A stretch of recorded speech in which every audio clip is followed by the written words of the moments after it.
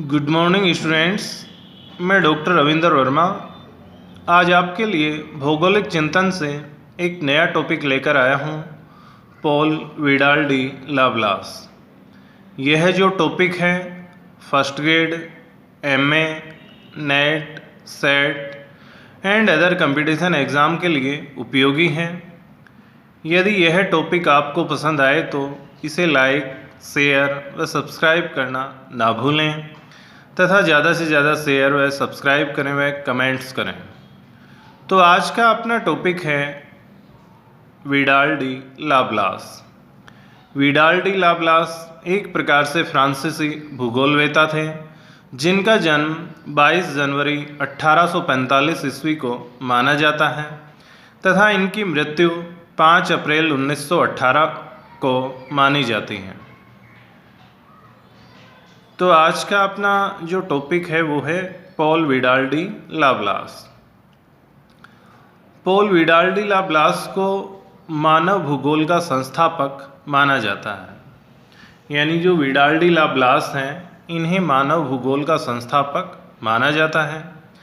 इसी प्रकार इन्हें संभववाद विचारधारा का जन्मदाता भी माना जाता है। यानी जो संभववाद विचारधारा है उसका जन्मदाता विडाल डी लाप्लास को माना जाता है।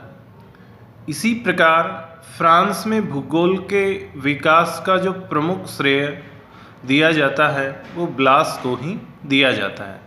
यानी कहने का मतलब ये है कि फ्रांस में जो भूगोल का विकास किया था वो सर्वप्रथम ब्लास ने किया था।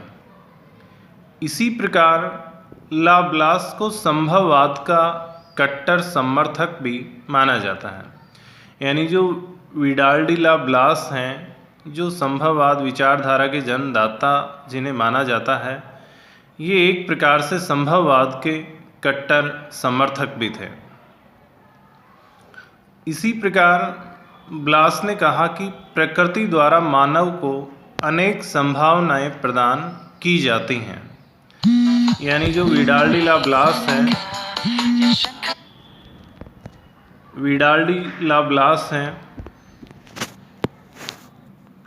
यानी विडाल डी लाप्लास ने कहा है कि प्रकृति द्वारा मानव को अनेक संभावनाएं प्रदान की जाती हैं एवं मानव उनके चयन के लिए स्वतंत्र होता है।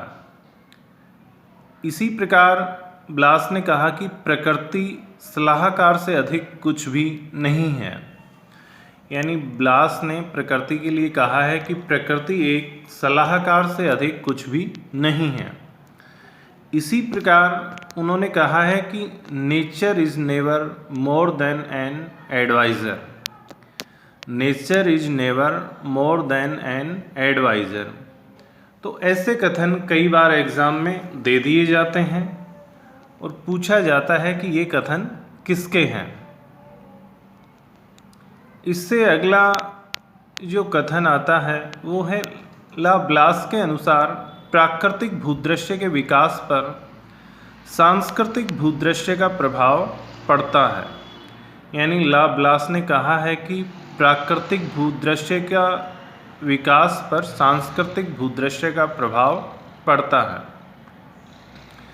इसी प्रकार लाप्लास ने सार्वभौमिक एकता, पार्थिव एकता तथा अंतर संबंध के सिद्धांत का प्रतिपादन किया। यानी जो लाप्लास हैं इन्होंने सार्वभौमिक एकता, पार्थिव एकता तथा अंतर संबंध सिद्धांत का प्रतिपादन किया। इसके लिए इन्होंने एक युक्ति दी है, the principle of terrestrial aunty. The principle of terrestrial aunty. तो यह जो युक्ति है ये कई बार एग्ज़ाम में दे दी जाती है, पूछा जाता है कि यह युक्ति किसकी है। तो यह युक्ति जो है वो ब्लास की है। या हम यूँ कहेंगे सार्वभौमिक एकता, पार्थिव एकता या अंतर संबंध का जो सिद्धांत है वो दिया था ब्लास ने। इसी क्रम में अगला जो कथन है वो है, लाप्लास ने बताया कि पृथ्वी तल पर मानव सर्वाधिक अनुकूलनशील और गतिशील प्राणी है। यानी लाप्लास ने बताया कि पृथ्वी तल पर मानव सर्वाधिक अनुकूलनशील और गतिशील प्राणी है। इसी प्रकार इन्होंने बताया कि जनसंख्या का फैलाव तेल की बूंद के समान न होकर प्रारंभ में यह प्रवाल के गुच्छे के समान बढ़ती है। यानी जो जनसंख्या है उसके लिए ब्लास ने कहा कि यह तेल की बूंद के समान न होकर प्रारंभ में यह प्रवाल के गुच्छे के समान बढ़ते हैं। इसी प्रकार ब्लास ने कहा कि जनसंख्या निरंतर परिवर्तन होने वाला घटक है। यानी जो जनसंख्या है वो निरंतर परिवर्तन होने वाला घटक है। इससे आगे हम देखते हैं कि ब्लास की कुछ जो प्रमुख रचनाएं हैं उसमें सबसे प्रमुख रचना आती है मानव भूगोल, जिसे ह्यूमन जियोग्राफी के नाम से भी जाना जाता है। इसके बारे में भी कई बार एग्जाम में पूछा गया है कि मानव भूगोल किसकी रचना है, तो वो है ब्लास की। अगली जो प्रमुख रचना है वो है विश्व का भूगोल, जियोग्राफिक यूनिवर्सल, विश्व का भूगोल। इससे अगली जो प्रमुख रचना है वो है पूर्वी फ्रांस का भूगोल, जिसे इंग्लिश में फ्रांस डी ला ईस्ट के नाम से भी जानते हैं। यह भी कई बार एग्जाम में क्वेश्चन पूछा गया है। अगला जो क्वेश्चन है वो है फ्रांस का भूगोल।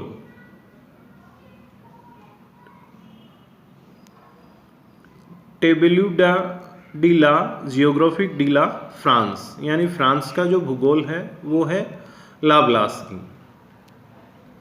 इससे आगे आता है लाब्लास ने बताया कि समस्त जो भौगोलिक विकास में प्रमुख भावना पार्थिव एकता की है।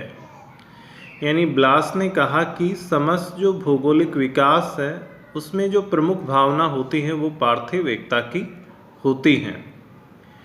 इसी प्रकार ब्लास ने एनाल्स डी जियोग्राफिक पत्रिका की रचना 1893 में की। यानी जो लाब्लास है इन्होंने एनाल्स डी जियोग्राफिक जो पत्रिका है उसकी रचना की थी 1893 में। इसी प्रकार लाब्लास ने 1894 में एटलस जनरल विडाल डी लाब्लास का प्रथम संस्करण प्रकाशित किया। यानी लाब्लास ने 1894 में एटलस जनरल विडाल डी लाब्लास का प्रथम संस्करण का प्रतिपादन किया, या हम यूँ कहें कि उसे प्रकाशित किया। इससे आगे आता है लाब्लास ने लघु प्रदेशों व छोटे प्रदेशों के लिए पेद शब्द का प्रयोग किया। यानी ब्लास ने लघु प्रदेशों व छोटे प्रदेशों के लिए पेद शब्द का प्रयोग किया है, जो भौगोलिक अध्ययन में भूगोलवेताओं को शिक्षित करने की एक आदर्श इकाई मानी जाती है।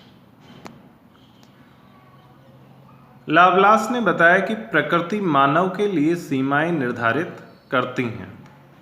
यानी जो लाब्लास भूगोलवेता हैं इन्होंने बताया कि प्रकृति मानव के लिए सीमाएं निर्धारित करती हैं। इसी क्रम में आगे इन्होंने बताया कि लाब्लास ने बताया कि लीमान के जमाव के बारे में बताया। यानी जो लाब्लास भूगोलवेता हैं इन्होंने लीमान के जमाव के बारे में सर्वप्रथम बताया। तो यह था आज का अपना टॉपिक विडाल डी लाब्लास, जिनकी महत्वपूर्ण रचनाएं, महत्वपूर्ण कथन, महत्वपूर्ण पुस्तकें, इनके बारे में अपन ने अध्ययन किया। मुझे उम्मीद है आज का अपना टॉपिक आपको पसंद आया होगा। तो यदि यह टॉपिक आपको पसंद आए तो इसे लाइक, शेयर व सब्सक्राइब करना ना भूलें तथा कमेंट्स करना भी ना भूलें। Thanks all of you.